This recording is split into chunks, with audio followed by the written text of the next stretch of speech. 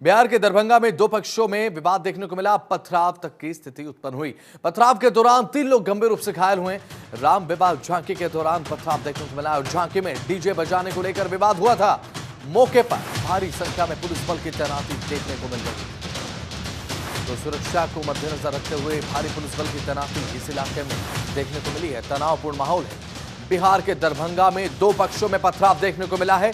पथराव के दौरान 3 लोग गंभीर रूप से घायल हुए। बताया जा रहा है कि जब पथराव हुआ, अब उस परिस्थिति के बीच जो हालात थे, तो 3 लोगों को गंभीर चोटें आई इस परिस्थिति के बीच में।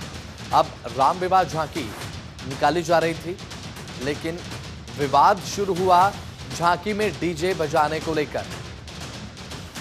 राजेश श्रीवास्तव हमारे साथ, हमारे संवाददाता जुड़ चुके हैं। बात अगर करें तो झांकी में डीजे बजाने को लेकर विवाद हुआ, लेकिन पथराव तक की स्थिति कैसे आ गई?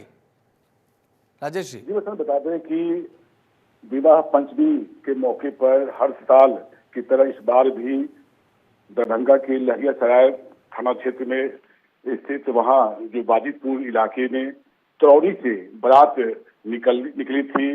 वहां जो जानकी मंदिर है, वहां उस बारात को पहुंचना था। काफी भव्य वहां मतलब की शोभा यात्रा निकाला गया था। इस बारात में सैकड़ों की जो संख्या में लोग मतलब की शिरकत किए थे। और जैसे ही राम जानकी मंदिर बारात पहुंची, वहां उपद्रवियों ने जो डीजे के साथ साथ जो जिस तरह से लोग अपने भगवान श्री राम के पूजा पाठ में मग्न थे, उसको लेकर उपद्रवियों ने वहां पर अचानक हमला बोल दिया, पत्थरबाजी करने लगे और वहां अफरा तफरी का माहौल मतलब की हो गया। जब तक लोग संभलते तब तक कई लोगों को चोटें आई है। बता दें कि वहां एसडीएम विकास कुमार जरूर वहां पहुंचे, लेकिन देर हो चुकी थी। कई लोग जो है वो घायल हुए। बता दें कि पिछले 30 सालों से ये विवाह पंचमी जो पूजा है उसको लेकर जानकी मंदिर तक मतलब कि बारात हर साल जाती है और ये विवाद काफी पुराना है।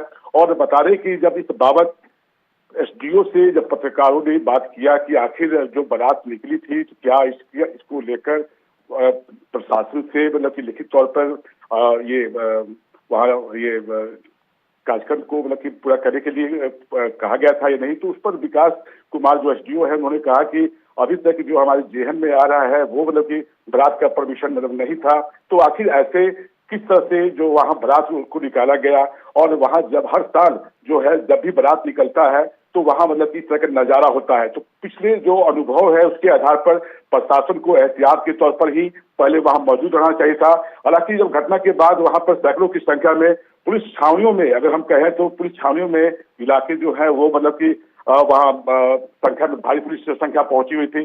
लेकिन अभी तक जो अभी खबर आ रही है कि राम जानकी मंदिर और आसपास के जो इलाके हैं वहां पर शांति का माहौल है। पुलिस वहां लगातार कैंप कर रही है। और बता दें कि बीती देर रात तक वहां फ्लैग मार्च किया गया था। वहां फिर से हिंसा की घटना की नौबत नहीं आए, इसको लेकर अधिकारियों के द्वारा जो दिशा निर्देश दिया गया था वहां अधिकारी कैंप किए थे। ठीक है, बिल्कुल राजीव, जैसा कि आपने बताया। राजीव सुन पा रहे हैं आप? जी तो राजीव, फिलहाल जैसा कि आपने जानकारी दी कि प्रशासन की जिम्मेदारी भी बनती है कि इस इलाके में अगर कोई संभावना थी विवाद होने की, तो प्रशासन की क्या जिम्मेवारी नहीं बनती थी कि एहतियात के तौर पर पहले फ्लैग मार्च यहां पर कराया जाए, पुलिस मार्च यहां पर करे? अगर इस तरीके की संभावना थी, दो पक्षों के बीच में अगर तनातनी इस इलाके में देखने को मिलती है, क्योंकि राजीव देखिए पथराव जहां पर देखने को मिलता है वहां पर तैयारी क्या पहले से की गई थी क्या पथराव को लेकर? क्योंकि पत्थर आए कहां से एकदम, ये बड़ा एक प्रश्न है। बिल्कुल बसंत, इस बात को लेकर लोगों में भी ये मतलब कि सवाल मतलब कि उठना लाजमी है। लोगों ने मतलब कि कहा कि जब वहां शोभा यात्रा निकाला जाता है और बता दें कि ये जो विवाह पंचमी का कल दिन था और उसको लेकर बड़ी संख्या में जो लोग हैं वो बारात निकाले थे, तो आखिर प्रशासन को इसकी भनक क्यों नहीं लगी? अगर मतलब कि जो अधिकारी से बात हुई तो उसमें उन्होंने मतलब कि कहा था कि हमारी तैयारी थी, लेकिन वहां जो प्रत्यक्षदर्शी थे, वहां के जो लोग थे, जो बाराती में जो लोग मतलब शामिल हुए थे, उनकी माने तो अगर ये तैयारी पहले हुई होती तो ये पत्थरबाजी की नौबत ही नहीं आती। अगर बड़ी संख्या में पुलिस वहां रहती तो आखिर उपद्रवी जो है वो अचानक कैसे वहां आगम के कैसे मतलब वो पत्थरबाजी किए? तो ये सवाल उठना लाजमी है। विकास, चलिए ठीक है, बहुत बहुत शुक्रिया राजीव, जुड़े महत्वपूर्ण जानकारी साझा आपने की, बहुत बहुत शुक्रिया।